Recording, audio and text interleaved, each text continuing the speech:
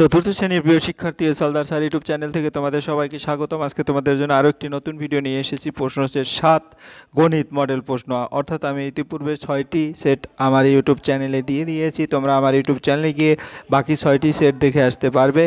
আজকের প্রশ্ন হচ্ছে 7 নম্বর সেট, চতুর্থ শ্রেণী ক্লাস 4, তৃতীয় পর্যায়ক্রমিক মূল্যায়ন। আর এই প্রশ্নটি পুরুলিয়া জেলা স্কুল 2025 এর জন্য একটা ইম্পর্ট্যান্ট প্রশ্ন। 50 মার্কের এই স্কুলের প্রশ্নটি আমি বিশ্লেষণ সহ সম্পূর্ণ সমাধান দেখাবো এই ভিডিওতে। কাজে তোমরা যারা এখনও আমার চ্যানেলটিকে সাবস্ক্রাইব করোনি তারা এখনই চ্যানেলটিকে সাবস্ক্রাইব করে বেল আইকনটি প্রেস করে দাও।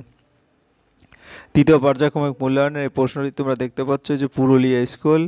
টোটাল প্রশ্ন হচ্ছে এক এক করে 5 নম্বর। আর এখানে দেখো 1 নম্বরে 5 আর 2 নম্বরে 5 শূন্যস্থান টিক মারা আর কি। 5 5 10, 3 নম্বরেও 5, 3 5 15, 4 নম্বরে 3 5 15, 15 15 30, আর 5 নম্বরে হচ্ছে 20 মার্কের প্রশ্ন। টোটাল 30 আর 20 50 মার্ক। আমরা সরাসরি চলে যাব প্রশ্নের উত্তর বিশ্লেষণে। প্রথমেই দেখব 1 নম্বরের প্রশ্ন। 8205 সংখ্যাটিতে 2 এর স্থানীয় মান কত? 2 লিখে স্থানীয় মান, বাকি দুটো শূন্য দিয়ে দেবো, অর্থাৎ 200।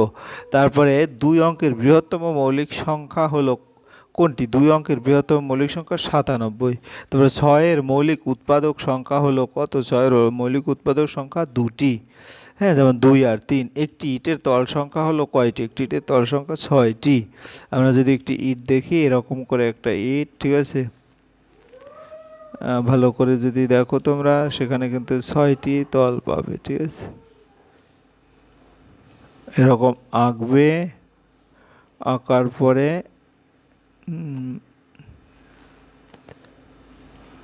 এখানে টোটাল 6টি তল, 1টি 2টি 3টি 4টি, উপর একটি নিচে একটি, টোটাল 6টি। তারপরে এগিয়ে হলো 9 দ্বারা বিভাজ্য সংখ্যা সর্বদা 3 দ্বারা বিভাজ্য। এরপর 2 নম্বরের প্রশ্ন। হ্যাঁ, ক নম্বর, কোনো সংখ্যার গুণিতকের সংখ্যা নির্দিষ্ট না অসংখ্য? উত্তর অসংখ্য। খ নম্বর, একজোড়া পরস্পর মৌলিক সংখ্যা হচ্ছে 7 এবং 8।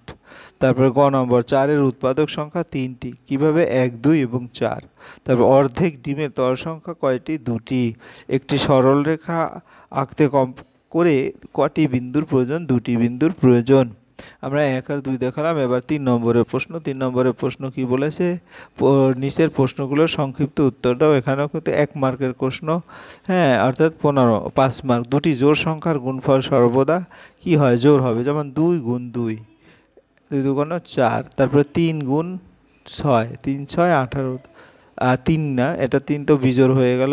4 গুণ 6, 4 6 24, সেটাও জোড় হবে। যাক, তোমরা ভালো করে দেখবে। এবার দুটি সরলরেখার ছেদবিন্দু সংখ্যা কয়টি? একটি। কারণ আমরা একটি সরলরেখা, তাহলে ছেদবিন্দু একটি হবে। তারপরে জোড় মৌলিক সংখ্যাটি হলো 2। 12 ঘন্টার ঘড়িতে দুপুর 3টা 45 মিনিট হলে 24 ঘন্টার ঘড়িতে 12 যোগ 3টা 45, অর্থাৎ 15টা 45টা। যৌগিক সংখ্যা কাকে বলে? আমরা যদি বলি যৌগিক সংখ্যা, যে সংখ্যার এক এবং নিজে ছাড়া আর গুণনীয়ক থাকে, আরও গুণনীয়ক থাকে, তাকে যৌগিক সংখ্যা বলে। যেমন যে সংখ্যা এক ও নিজেকে ছাড়া অন্য সংখ্যা দ্বারা নিঃশেষে বিভাজ্য হয় তা যৌগিক সংখ্যা। যেমন 4 6 8 9 10 12 ইত্যাদি যৌগিক সংখ্যা। এরপর আমরা চলে যাব 4 নম্বরের প্রশ্ন। 4 নম্বর, সরল করো। এই সরলটা আমরা প্রথমে টুকবো ফার্স্ট ব্র্যাকেটের কাজ। 24 থেকে 19 গেলে কত থাকে? হ্যাঁ, 24 থেকে 19 গেলে 5 থাকে। তাহলে এখন আমরা ভাগ করব। 4 12 48 আর 5 2 এটার সাথে রেখে দিলাম। এখন কি গুণের কাজ আগে। 12 থেকে 10 গেলে 2 থাকে, 2 গুণ 5, 5 2 10। এভাবে সরলটা করবে। এরপর আমরা খ নম্বরে যাব। খ নম্বরে বলছে বিষমবাহু ত্রিভুজ কাকে বলে? যে ত্রিভুজের 3টি বাহুর দৈর্ঘ্য একে অপর থেকে ভিন্ন তাকে বিষমবাহু ত্রিভুজ বলে। অর্থাৎ এই ত্রিভুজ কোনো 2 বাহু সমান নয়, হ্যাঁ, 3টি কোনো ভিন্ন হয়। যেমন যদি একটি ত্রিভুজের বাহুগুলোর দৈর্ঘ্য 5 সেন্টিমিটার, 6 সেন্টিমিটার, 7 সেন্টিমিটার, আমরা আসলে অঙ্কন তোমরা ভাবে দেখাবে, এটা প্রায় একই রকম দেখাচ্ছে, শুধু এইটা বাজে 5 6 আর এটা ধরলাম 7 সেন্টিমিটার। হ্যাঁ, তাহলে সেটি একটি বিষমবাহু ত্রিভুজ। হ্যাঁ, এরপর আমরা চলে যাব পরের প্রশ্ন। সেটা হচ্ছে গ নম্বর, 42কে মৌলিক উৎপাদকে বিশ্লেষণ করো। তাহলে 42কে মৌলিক উৎপাদকে বিশ্লেষণ করতে হবে। 42 ভাগ 2 21 ভাগফল 21 ভাগ 3 7 7 ভাগ 7 1, অর্থাৎ 42 সমান 2 গুণ 3 গুণ 7। তাহলে মৌলিক উৎপাদক হবে 2 3 এবং 7। ঠিক আছে, অর্থাৎ 42-এর মৌলিক উৎপাদক 2, 3, 7। এরপর আমরা চলে যাব পরের প্রশ্ন। একটি দড়ির দৈর্ঘ্য 8 মিটার 60 সেন্টিমিটার, দড়িটি 2/5 অংশের দৈর্ঘ্য কত? তাহলে 18 মিটার 60 সেন্টিমিটার, এখানে একটু ভুল হয়েছে, এটা সেন্টি হবে, সেন্টিমিটার সমান কত? 18 × 100 + 60 অর্থাৎ 1860 সেন্টিমিটার। 1800 দণ্ডটির 2/5 অংশের দৈর্ঘ্য হবে 1860 × 2/5। তা আমরা ভাগ করি যদি 1860-কে, 3 × 5 = 15, অবশিষ্ট 3, আর 6 নিয়ে আসলাম, 5 × 7 = 35, অবশিষ্ট 1 0, 5 × 2 = 10 অর্থাৎ 372। তো 372 সেন্টিমিটার হবে। তাই 372 সেন্টিমিটার, আমরা জানি 100 সেন্টিমিটার আবার 1 মিটার, তাহলে 3 মিটার 72 সেন্টিমিটার।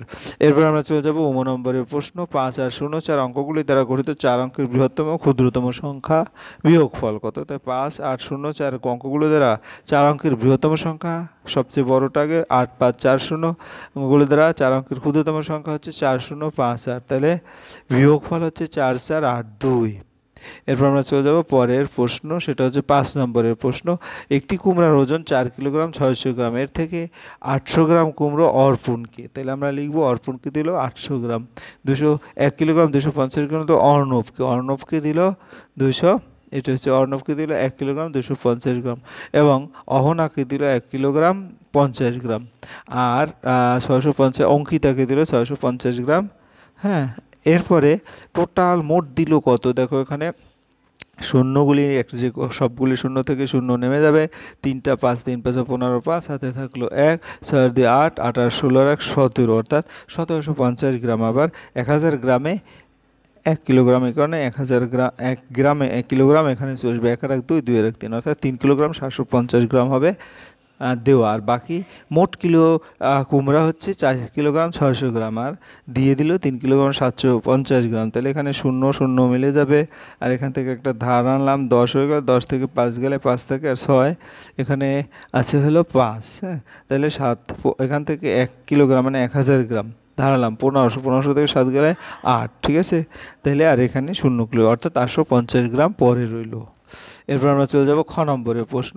রামুগোয়ালা 5 লিটার দুধ নিয়ে বেরোলেন, তিনি মানুদের বাড়িতে 1 লিটার 250 মিলিটার, কিনুদের বাড়িতে 2 লিটার, খেয়াদের বাড়িতে 1 লিটার 650 মিলিটার দুধ দিলেন, তার কাছে কতটা দুধ রইল? মানুকে দিল 1 লিটার 250 লিটার, হ্যাঁ, তারপরে কিনুদের দিল 2 লিটার, তারপরে খেয়ারকে দিল 1 লিটার 600 মিলিলিটার। তো সবগুলো যদি যোগ করি 0 0 0 3টে চলে যাবে, 0 হয়ে 5 আর 6 2 8, আর এখানে 2 আর 1 3 3 1 4 লিটার 850 মিলিলিটার, তাহলে মোট দুধ 5 লিটার 0 0 0 মিলিলিটার। সুতরাং মোট দিল আবার 4 লিটার 800, তাহলে বাকি থাকলো 150 মিলিলিটার, তার কাছে মোট দুধ রইল 0 লিটার 150 মিলিলিটার। তাহলে এখানে কিন্তু বিয়োগ হবে, এখানে বিয়োগ হবে আর ওটা যোগ হবে। এরপর আমরা চলে যাব গ নম্বর। হ্যাঁ, তুমি 9 প্যাকেট বিস্কুট কিনে 4 প্যাকেট তুলে রাখলে, তাই 9 প্যাকেট থেকে 4 প্যাকেট তুলে রাখলে 5 প্যাকেট অবশিষ্ট হলো।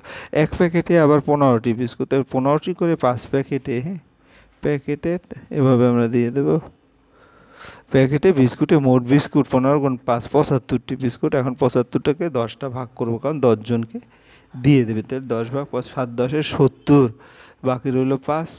হ্যাঁ, দশমিক নিলাম, তারপরে 0 আনতে পারবো, 5 10 50, অর্থাৎ 7.5 প্রত্যেকে, উত্তর হবে প্রত্যেকে 7.5টি করে বিস্কুট পাবে।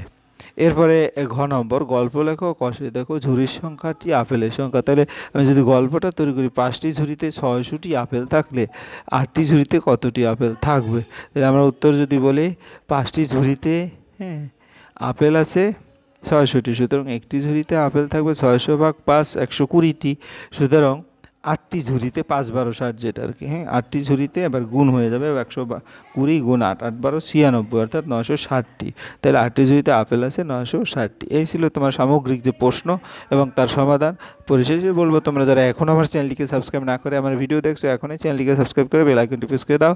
ভিডিওটি দেখার জন্য অসংখ্য ধন্যবাদ। ভিডিওটি ভালো লাগলে লাইক কমেন্ট শেয়ার করতে ভুলবে না। সেই পর্যন্তই, ধন্যবাদ সবাইকে।